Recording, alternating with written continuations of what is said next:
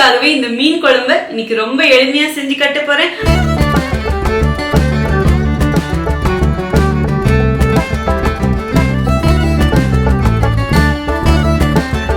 Hi friends, welcome to cook with Sangeetha.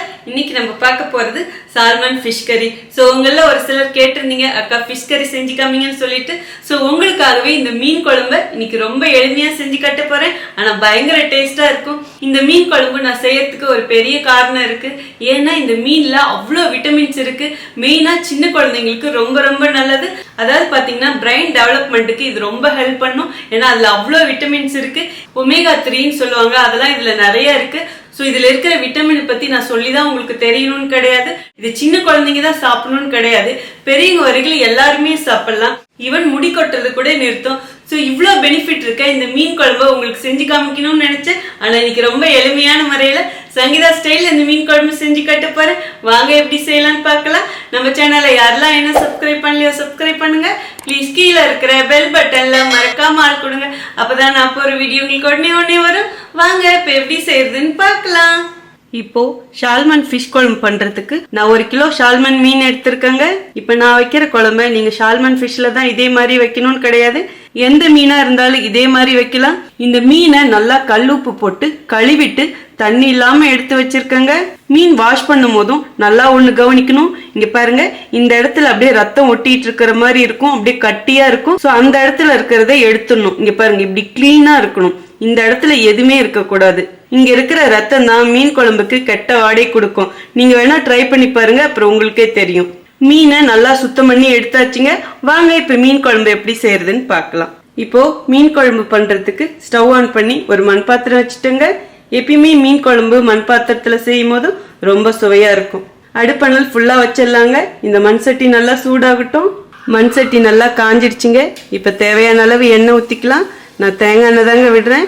நீங்க தேங்காய் எண்ணெயிலையும் செய்யலாம், நல்லெண்ணெயிலையும் செய்யலாம், உங்க விருப்பம். அடுப்பெண்ணெயில மீடியமா வச்சுக்கோங்க.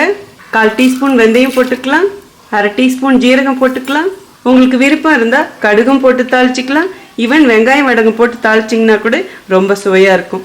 இதோடய முழு மிளகு 1/4 டீஸ்பூன் போட்டுக்கலாங்க. இப்போ எல்லாத்தையும் ஒன்று சேர்த்து கிளறி கொடுங்க. ஜஸ்ட் ஒரே ஒரு நிமிஷம் இதை செவக்க வறுத்தா போதும். ரொம்ப நேரம் வறுத்தீங்கன்னா தீஞ்சு போயிடும், கசப்பு தன்மை வந்துடும். இந்த அளவுக்கு செவந்தா போதுங்க. மீடியம் சைஸ் இஞ்சி ஒரு துண்டு எடுத்து பொடியாக கட் பண்ணி வச்சுருக்கேன், அதுவும் இதிலே போட்டுக்கலாம்.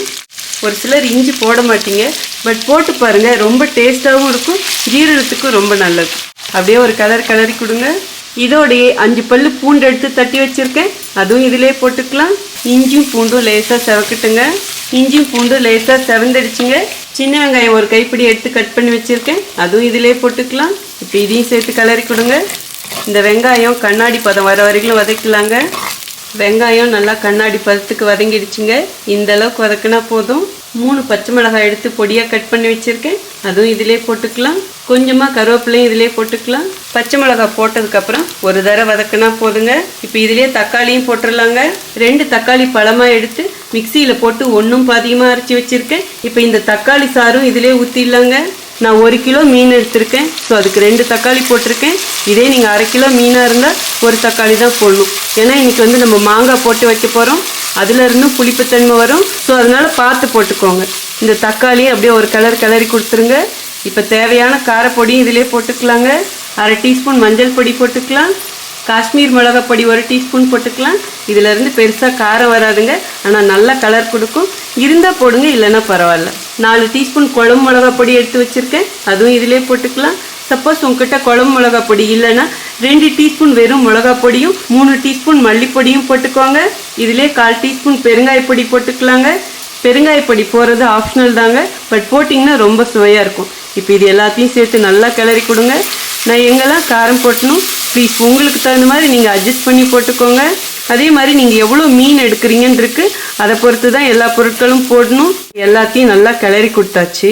இப்போது இதில் கொஞ்சமாக தண்ணி ஊற்றிக்கலாம். அதாவது ஒரு 50 ml தண்ணி ஊற்றுங்க.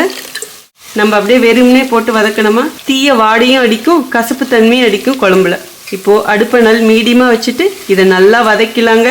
அதாவது எண்ணெய் பிறண்டு மேலே வரணும், அந்த அளவுக்கு வதக்கலாம். இப்பயே மீன் குழம்பு மாதிரி இருக்கு பாருங்க. இந்த மசாலாலாம் நல்லா வதங்கிடுச்சு. இந்த அளவுக்கு வதக்கினா போதும். சின்னதாக ஒரு எலுமிச்சை சைஸ் புளி எடுத்து நல்லா கரைச்சி வச்சு அந்த தண்ணி எடுத்து வச்சிருக்கேங்க. இப்போ புளி தண்ணி இதிலே ஊற்றிடலாம். மாங்காய் போடுறதுனால புளி தண்ணி கம்மியாக ஊற்றுங்க. இப்போ அடுப்பணல் ஃபுல்லாக வச்சுடுங்க. எல்லாத்தையும் ஒன்று சேர்த்து கிளறி கொடுங்க. கிளறி கொடுத்ததுக்கப்புறம் கொஞ்சமாக தண்ணியை விட்டுக்கலாம். நம்ம தேங்காய் பாலும் ஊற்ற போகிறோம், அதனால் ரொம்ப தண்ணி விடாதீங்க. ஒரு 1/4 லிட்டர் தண்ணி ஊற்றுனீங்கன்னா கரெக்டாக இருக்கும். இப்போது இந்த மீன் குழம்புக்கு தேவையான அளவு உப்பு போட்டுக்கலாங்க. இப்போ இதையும் சேர்த்து ஒரு கிளறி கொடுங்க. இது நல்லா கொதிச்சு வரட்டுங்க. கொதிக்கிற வரைக்கும் க்ளோஸ் பண்ணி வச்சிடலாங்க. நல்லா குழம்பு கொதிக்குதுங்க. இந்த அளவுக்கு கொதிச்சா போதும். சின்னதாக ஒரு மாங்காய் எடுத்து பீஸாக கட் பண்ணி வச்சுருக்கேங்க. அதுவும் இப்போ இதிலே போட்டுடலாம். மாங்காய் போட்டு வைக்கும் போதும் மீன் குழம்பு ரொம்ப சுவையாக இருக்கும். இப்போது அடுப்பணல் ஃபுல்லாக வச்சுடுங்க. இது நல்லா கொதிச்சு ஒரு கொதி வரட்டுங்க. மாங்காய் ரொம்ப போட்டிங்கன்னா குழம்பு புளிப்பாயிடும். அது இல்லாமல் நீங்கள் எடுக்கிற மாங்காயை பொறுத்து இருக்குது. ஸோ அதுக்கு தகுந்த மாதிரி புளி தக்காளிலாம் பார்த்து அட்ஜஸ்ட் பண்ணிக்கணும். நான் எடுத்துருக்கிற மாங்காய் நல்லா புளிப்பு மாங்காய், அதனால தான் நான் கம்மியாக போட்டிருக்கேன். சின்னதாக ஒரு மாங்காய் தான் போட்டேன். இப்போ இது நல்லா கொதிச்சு வரட்டுங்க. மாங்காய் போட்டதுக்கப்புறம் நல்லா குழம்பு ஒரு கொதி வந்துடுச்சுங்க. இந்த அளவுக்கு கொதிச்சா போதும். மாங்காயை ரொம்ப நேரம் வேக விட்டோமா குழஞ்சி போயிடும். இப்போது எடுத்து வச்ச மீனை ஒன்று ஒன்றா குழம்புல போட்டுடலாங்க. இந்த சால்மன் மீனில் அவ்வளோ விட்டமின் பெனிஃபிட்ஸ் இருக்குது. மெயினாக பார்த்தீங்கன்னா குழந்தைங்களுக்கு நல்லதுன்னு நான் முன்னாடியே சொன்னேன். அது மட்டும் இல்லை, வெயிட் லாஸ் பண்ணுறவங்களுக்கும் நல்லது. ஏன்னா இதில் ஒமேகா 3 விட்டமின்ஸ் நிறையா இருக்கிறதுனால கண்டிப்பாக அது ஹெல்ப் பண்ணும் முடி வளர்ச்சிக்கு. இப்போ அப்படியே மீனை லேசாக உள்ளே தள்ளி கொடுங்க. ரொம்ப கலர்னிங்கன்னா உடஞ்சிடும். தண்ணி இதை விட அதிகமாக ஊற்ற வேண்டாம், ஏன்னா நம்ம தேங்காய் பால் வேறு ஊற்றணும். அப்படியே இந்த குழம்பு எடுத்து இது மேலே ஊற்றுங்க போதும். நல்லா கொதிக்கும் போதும் இது மேலெல்லாம் அப்படியே குழம்பு வந்துடும். இப்போ க்ளோஸ் பண்ணிடலாங்க. இது நல்லா கொதிச்சு வரட்டும். மீன் போட்டதுக்கப்புறம் கொதி வர ஆரம்பிச்சிருச்சுங்க. இந்த ஸ்டேஜில் 1/2 மூடி தேங்காய் எடுத்து திக்கான பால் 1/2 லிட்டர் எடுத்து வச்சுருக்கேன். இப்போ இந்த தேங்காய் பாலும் இதிலே ஊற்றிடலாங்க. அடுப்பணல் இப்போ ஃபுல்லாக கம்மி பண்ணிவிடுங்க. இந்த தேங்காய் பால் ஊற்றுறதுனால தான் உங்களை ரொம்ப தண்ணி ஊற்றாதீங்கன்னு சொன்னேன் குழம்புல. இப்போது தேங்காய் பால் ஊற்றிட்டு இங்கே பாருங்கள், லேசாக ஒரு கிளறி கொடுத்துருங்க. உள்ளே போட்டு அப்படி இப்படிலாம் எதுவும் பண்ண வேண்டாம். தேங்காய் பால் ஊற்றுனதுக்கப்புறம் திரிஞ்சு போயிடும், ஸ்டவ் உடனே ஆஃப் பண்ணுமா அப்படின்லாம் நினைக்க வேண்டாம். இந்த ஸ்டேஜில் உப்பு காரம் புளிப்பு கரெக்டாக இருக்கான்னு டேஸ்ட் பாருங்கள். உங்களுக்கு தகுந்த மாதிரி அட்ஜஸ்ட் பண்ணிக்கோங்க. கண்டிப்பாக மாங்காயிலேருந்து இன்னும் புளிப்பு வரும். ஸோ அதனால் புளிப்பு ரொம்ப அதிகமாக போட்டுறாதீங்க. இப்போ இது நல்லா கொதிச்சு வரட்டுங்க. தேங்காய் பால் ஊற்றுனதுக்கப்புறம் நல்லா கொதிக்க ஆரம்பிச்சிருச்சுங்க. இப்போ அடுப்பணல் ஃபுல்லாக கம்மி பண்ணிவிடுங்க. இப்போ பாருங்கள், அப்படியே லேசாக இப்படி ஒரு தடவை எடுத்து கொடுங்க, அவ்வளோதான். உள்ளே ரொம்ப கரண்டி போட்டு கிளறுனா கண்டிப்பாக உடஞ்சிரும் மீன். ஸோ கிளறாதீங்க, எடுத்து வேணால் இப்படி சட்டி ஆட்டி கொடுங்க. இப்போது இது உடனே ஸ்டவ் ஆஃப் பண்ணக்கூடாது. எண்ணெய் பொறுத்த வரைக்கும் நான் எப்பயுமே குறைஞ்சது மீன் போட்டதுக்கப்புறம் 15 நிமிஷமாவது வேக வைப்பேன். ஆல்ரெடி 5 நிமிஷம் முடிஞ்சிருச்சு. இன்னும் 10 நிமிஷம் இந்த குழம்பு நல்லா கொதிச்சு வேகட்டுங்க. இப்போ கம்மியான தீயிலே வச்சிடலாம். க்ளோஸும் பண்ணி வச்சிடலாம். ஆஹா, மீன் குழம்பு வாசம் வீடு பூரா அடிக்குதுங்க. நல்லா எண்ணெயும் புரண்டு மேலே வந்துடுச்சு. குழம்பு கொஞ்சம் சுண்டிடுச்சு. இந்த ஸ்டேஜில் கொஞ்சமாக கருவேப்பிலை போட்டுக்கலாம். மீனும் வெந்திருக்கும், மாங்காயும் வெந்திருக்கும், குழம்பும் நல்லா சுண்டிடுச்சு. இதுதாங்க கரெக்டான பதம். இப்போ ஸ்டவ் ஆஃப் பண்ணிடலாம். அவ்வளோதாங்க, சூப்பராக நம்ம மாங்காய் போட்ட மீன் குழம்பு ரெடி ஆயிடுச்சு. வாங்க இப்போ எப்படி இருக்குன்னு டேஸ்ட் பார்த்தலாம்.